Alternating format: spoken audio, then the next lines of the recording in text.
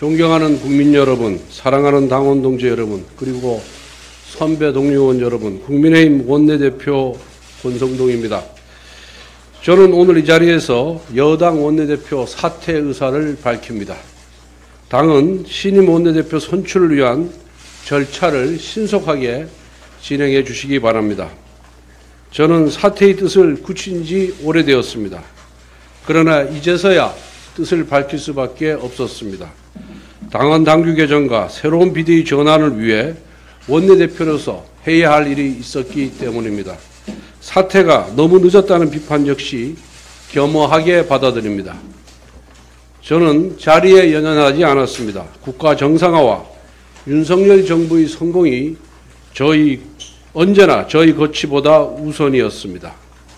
대선 과정에서 이미 내각에 참여하지 않겠다고 약속했습니다.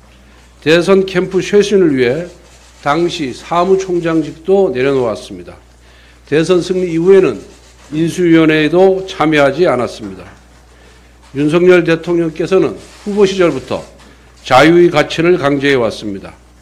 대한민국 번영의 토대인 자유민주주의, 시장경제, 한미동맹을 전임 대통령보다 선명하게 주장해 왔습니다.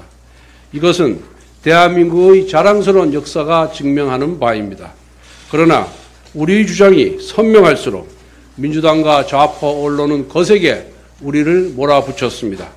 천신만고 끝에 대선에서 승리했지만 우리는 여전히 정치적으로 불리한 구도에 있습니다. 대선 과정은 물론 인수위 시절까지 거대 야당은 사사건건 발목을 잡았고 거짓 선동을 했습니다. 일부 편향된 언론은 여론을 호도했습니다. 민주노총은 불법 파업을 일삼으며 사회 불안을 초래했습니다. 대외적으로는 경제와 안보 문제가 복합적으로 결합된 새로운 안보 위기가 고조되고 있습니다. 저는 이런 상황을 목도하면서 원내대표 출마를 결심했습니다. 윤석열 정부가 성공하기 위해서는 집권 여당의 단호한 태도가 필요했기 때문입니다. 저는 원내대표로 취임한 이후 민주당과 편향된 거짓 언론에 맞섰고 문재인 정부 시절 자행되었던 강제북송과 해양수산부 공무원 피살 사건을 공론화했습니다. 민주노총의 불법행위에 대한 준엄한 법 집행을 요구하였고 이들이 벌이고 있는 반미투쟁의 위험성을 경고했습니다. 시민단체의 불법 이익과 낭비성 예산 사업의 문제를 거론하며 결산심사와 국정감사의 핵심 과제로 제시했습니다. 대한민국 국익과 국민 최우선이라는 가치 아래 사드 배치와 의료보험 정상화 방안을 모색했습니다. 이를 두고 좌파 진영은 물론 보수 진영 내부에서도 극우 혐오라고 비난했습니다.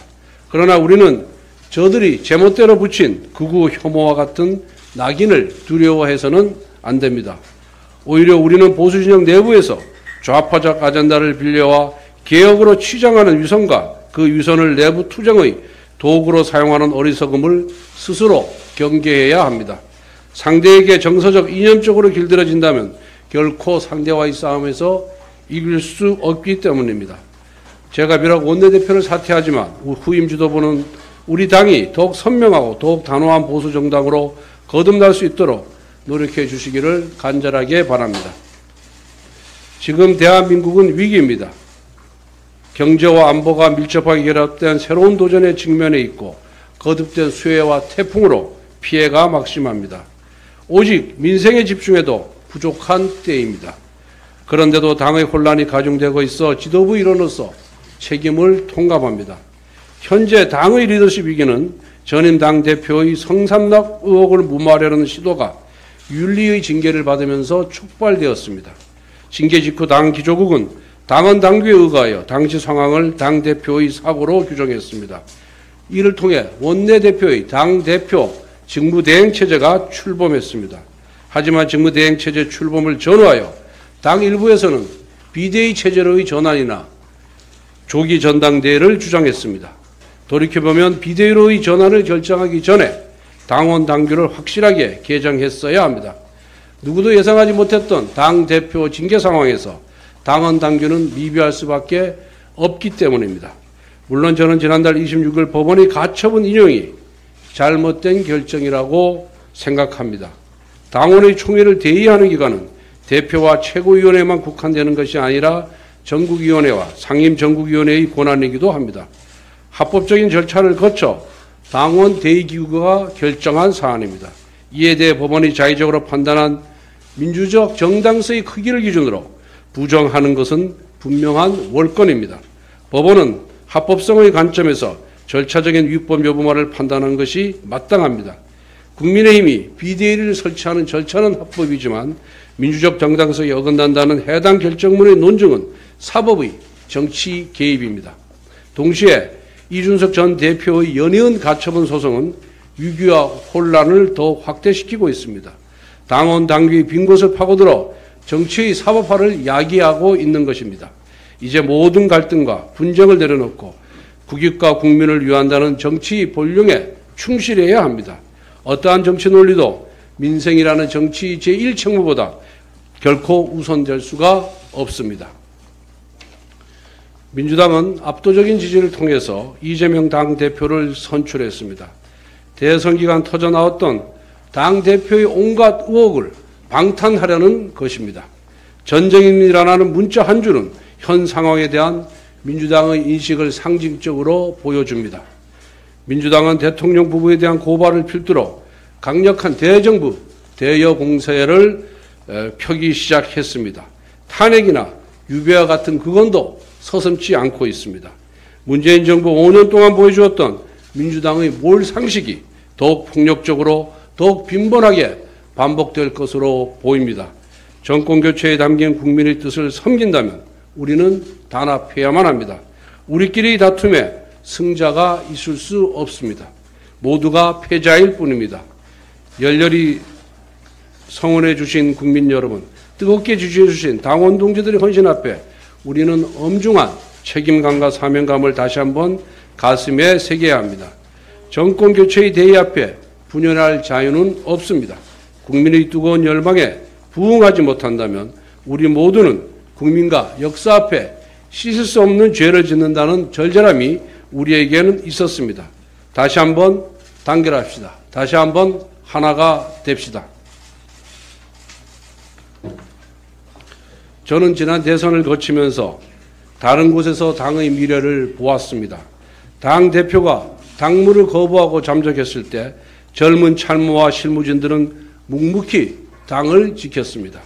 1월 초 선거 판세를 반전시킨 여성가족부 폐지 같은 한 줄 메시지, 출근길의 김포 골드라인 탑승과 이마트에서 멸치와 콩구입, 그리고 e스포츠 경기장 롤파크 방문, 외국인의 과도한 건강보험 혜택 문제 제기, 광주 복합쇼핑몰 유치 공약 등은 모두 젊은 참모들이 주도해서 만든 것이었습니다.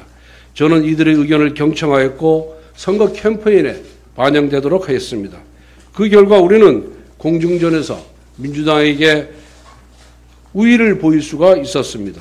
지금 이 순간에도 당의 청년 세대는 용산 대통령 집무실과 여의도 당사와 의원실, 여러 지방자치단체에서 묵묵히 선당 후사를 실천하고 있습니다. 젊은 참모와 실무진은 저와 같은 기성세대가 미처 살펴보지 못한 부분을 설득하고 당내 이견을 조율하면서 더 나은 대안을 만들어냈습니다. 이처럼 우리 당에서는 이미 선거 과정에서 능력을 증명했던 유능하고 성실한 청년 세대가 성장하고 있습니다. 이들이 바로 우리 당의 미래입니다. 우리 당은 이들에게 더 많은 발언권과 기회를 주어야 합니다. 이것이 저희 간절한 부탁입니다. 저는 앞으로도 이들이 국가와 우리 당을 위해 공헌할 수 있도록 든든한 힘이 되는 역할을 자처하겠습니다. 자라난 미래 세대가 추구하는 가치를 이해하는 정당이 되도록 징검다리 역할을 하겠습니다. 존경하는 국민 여러분, 그리고 당원 동지 여러분, 저는 원내대표직을 내려놓습니다. 그러나 당을 향한 충정은 변치 않을 것입니다. 앞으로 국민의힘 국회의원으로서의 역할에 충실하겠습니다. 보수정당의 현재 그리고 미래를 위해서 노력하겠습니다. 윤석열 정부의 성공과 당내 갈등의 치유를 위해서도 노력하겠습니다. 다시 하나가 되어 거듭납시다. 감사합니다. 뭐 질문 있으면 받도록 하겠습니다. 예. 고생 많으셨는데 원내대표 재임하시는 동안 이건 잘한 것 같다 하나랑 이건 좀 아쉽다 하나만 뽑아주시겠습니까? 어쨌든 간에 아쉬운 점은 이 당내 갈등과 혼란을 조기에 수습하지 못한 점이 가장 아쉽고, 그리고 지도부 일원으로서 제가 책임을 통감하는 부분입니다. 그런데 뭐 잘한 점이라는 것은 제가 설명문에 기자회견문에서도 밝힌 바와 같이 이 소위 말하는 편향적인 언론의 문제점을 지적하고 그거를 공론화했다는 점, 그리고 불법을 서슴지 않는 소위 민주노총 등 시민단체의 그런 문제점을 제가 드러냈다는 점, 이런 점은 제가 앞으로 우리 사회의 발전을 위해서도 잘한 측면이다, 이렇게 생각하고 있습니다.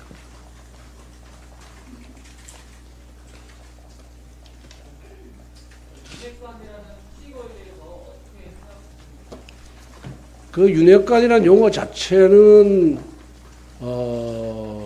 어떻게 보면은 이제 조롱하기도 하고 또 분열시키기도 하고 하는 차원에서 이준석 전 대표가 만들어낸 용어인데, 그로 인해서 윤석열 대통령을 만들고 당의 정권교체에 앞장섰던 많은 분들이 마음의 상처를 전 입고 있다, 이렇게 생각을 하고 있습니다. 윤석열 대통령 만들기에 앞장섰고 정권교체를 위해서 열정을 다 불사른 그런 당원 동지들이 칭찬의 대상이 되어야지 조롱의 대상이 되어서는 아니 된다, 이렇게 생각하고 있기 때문에 앞으로는 그런 표현을 좀 삼가해 주기를 부탁드리겠습니다. 네, 아까 책임 통감한다고 하셨는데 사실 당초 직무대행 체제에서 비대위 체제로 전환됐을 때 그 대통령과의 내부 총재 문자가 공개된 게 전환점이 됐다는 지적이 있었잖아요. 여기에 대해서 동의하시는지 좀 궁금합니다. 뭐 그 경위에 어떻든 간에 저희 부주의로 그런 내부 문자가 노출된 점에 대해서는 제 잘못이다, 이렇게 제가 인정을 하겠습니다. 그렇지만은 우리 언론인 여러분들께도 부탁의 말씀을 드립니다만은 사실 정치인도 사생활이 있는 겁니다. 그런데 문자를 망원경으로 당겨서 이렇게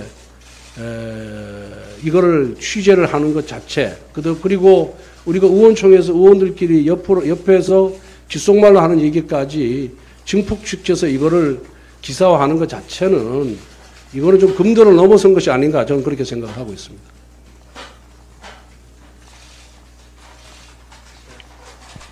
자리에 연연하지 않았다고 말씀하셨는데, 그럼 다음 전당대회 출마와 또 이제 그 장제원 의원과 마찬가지로 윤석열 정부에서 어떤 공직도 맡으실 생각 없으신지? 뭐 저는 지금 지난 대선 때부터 오늘까지 쉼없이 달려왔습니다. 당분간 좀 쉬면서 제가 당과 나라를 위해서 정치인으로서 어떤 역할을 할 것인지에 대해서는 앞으로 천천히 생각할 그런 계획입니다. 네, 대표님 YTN 엄윤주입니다. 그동안 고생하셨는데요. 지금 새 원내대표가 뽑히기 전까지는 그런 원내대표직을 되는 건지, 그리고 원내대표를 함께했던 수석이나 정책위의장 분들도 함께 사퇴하는 건지 그 부분이 좀 궁금합니다. 뭐 다 아시다시피 후임 원내대표가 선출될 때까지는 원내대표의 역할을 해야 됩니다. 그런데 지금 계획대로라면은 오는 19일 월요일 날 후임 원내대표를 선출하는 의원총회를 개최할 계획을 갖고 있습니다. 그때까지는 원내대표가 공석으로 만들 수가 없기 때문에 역할을 다 할 것이고요. 뭐 정치교체나 원내수석 문제는 후임 원내대표가 결정할 문제이기 때문에 제가 답변하는 것은 적절치가 않습니다. 질문 하나 정도 더 하고 기자회견 마치도록 하겠습니다. 이번에 원내대표 취임하실 때요, 당과 정부의 가수 역할을 하겠다, 대통령과 가까운 관계에 대해서 말씀하시는 분 있는데 원내대표가 아니시잖아요. 그 의원과의 그냥 한 명의 국회의원으로서 우리 당의 개혁 또 발전 그리고 윤석열 정부의 성공을 위해서 제 나름의 역할을 할 수 있는 공간은 많이 있다라고 생각을 하고 있습니다. 그리고 또 국회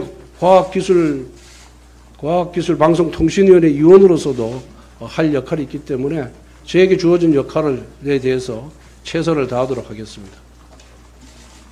자, 이상 마치겠습니다.